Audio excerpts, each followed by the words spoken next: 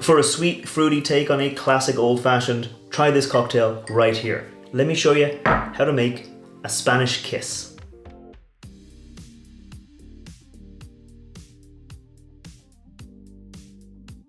Welcome back to the channel. I'm Matt, I'm the Whiskey Nerd, and like I said, today I'm making a sweet, fruity twist on a classic old-fashioned. I'm making a Spanish kiss, and there might actually be other cocktails in the world called a Spanish kiss, but this is actually one I created because I wanted to do something with this whiskey right here. This is the Dingle Single Malt from the Dingle Distillery. It is a very nice Irish whiskey, an Irish single malt whiskey.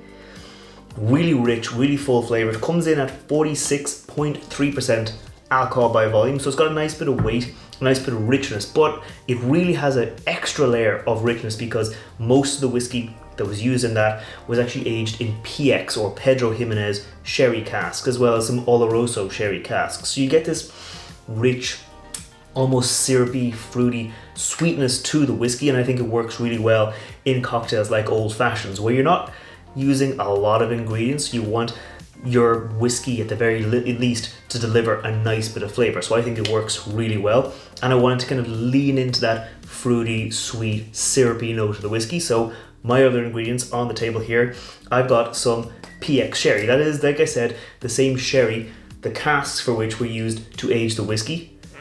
It is syrupy, brown sugar, really dark stewed fruits, plums, raisins, like those really dark stewed fruits. Comes in at I think 37.5% alcohol by volume, so it's a nice bit of weight, but it's all about that syrupy, sweet, fruity texture that it gives to the cocktail. I've also got some Chambord, which I'm running kind of low on. It's a very distinctive bottle. It's like this kind of holy hand grenade style bottle, but it is a black raspberry liqueur, and it's quite sweet. It's about, I'd say, as syrupy as the PX sherry, but it's much lighter, where that's all like dark stewed fruits. This is raspberries, bright, kind of fresher red berries almost. I know it says it's a blackberry or black raspberry liqueur, but it is much brighter, fresher, and fruitier. So I think those play off really well against each other. And lastly, I've got my Angostura orange bitters and my Angostura regular bitters, because for me, no old fashioned is complete without those two ingredients. So I think that's enough time talking about the cocktail. It's time we make it. I'm gonna get my mixing glass. I'm gonna pop a nice rock of ice into there before measuring out my ingredients. Starting off with my whiskey, I'm gonna go in with 2 ounces or 60 ml of my Dingle Single Malt. Like I said, this has a nice rich balance of flavor. If you can't find the Dingle Single Malt, you could find maybe like an unpeated scotch that's also, you know, a single malt scotch that was also aged in sherry casks, just to give you that extra fruitiness. But this here is a fantastic whiskey for cocktails like old fashions. Next off, I'm going to go in with my Chambord black raspberry liqueur. Like I said, I'm going to go in with 10 ml of it. So it's going to give me a nice bit of fruitiness and a little bit of brightness. Like I said, it's going to be quite fruity, but it just plays off really well with that kind of fruitiness that you get from the Dingle Single Malt. For my PX sherry, I'm actually not going to measure it. I'm just going to go in with a bar spoon. So that'll be about 5 ml. Maybe if I over pour it, it'll be like 6 ml, but it won't be super heavy. It's just a nice little bit, because otherwise we will end up overpowering the cocktail. So just like a bar spoon, just like 5 ml of my PX sherry into there.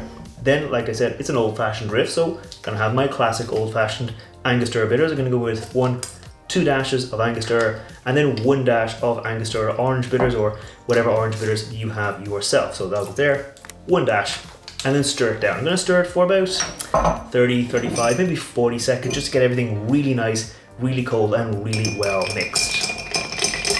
Okay, I think that is nicely chilled now, so I'm going to be ready to strain it out. I'm going to be straining it out into a fresh rocks glass with a fresh rock of ice. So I'm going to pop that into there, and then I'm going to get my strainer up top just to catch that other rock of ice and pour it away just like that, just into there. For my garnish, I'm going to go in with 2 different pieces of orange peel. I'm going to have one here, express the oils over the top. Really get all those kind of orangey, bright, fresh citrus notes up there. Discard that, and I get my other little one that I've cut a little slit in, Pop that over the edge of the cup, just like that. And that right there is how I make a Spanish kiss. Now real quick before I taste this cocktail, if you're new here, scroll down, hit that thumbs up button, hit that subscribe button. I put out whiskey reviews every Wednesday. I put out cocktail recipes like this featuring whiskey every Friday. So if you want to see more like that, make sure you hit that subscribe button. And while you're down there, leave me a note and say in the comments if there's any cocktails you think I should check out in future. But for now, let's taste this one. Cheers. Yeah, this is nice. Not overly sweet. Like it has a nice balance with like the use of the Angostura bitters. The whiskey itself has this nice kind of almost herbal botanical note to it behind all that sweetness.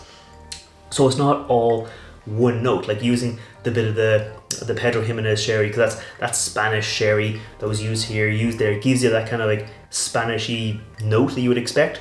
And the little Chambord gives a bit of brightness. It keeps it from being all dark, all earthy, all kind of herbal and spicy.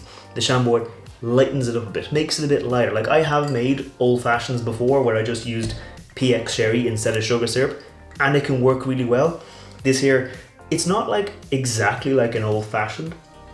It's almost more like an after dinner or a pre-dinner cocktail where those herbal notes kind of settle your stomach. It's not like a dessert, but it's just quite nice as like a digestive kind of cocktail. But it is kind of feeling like an old fashioned with that little bit of a twist to keep things a little bit different and a little bit exciting. So I'm going to keep on enjoying it, and I'll see you next time. Sláinte.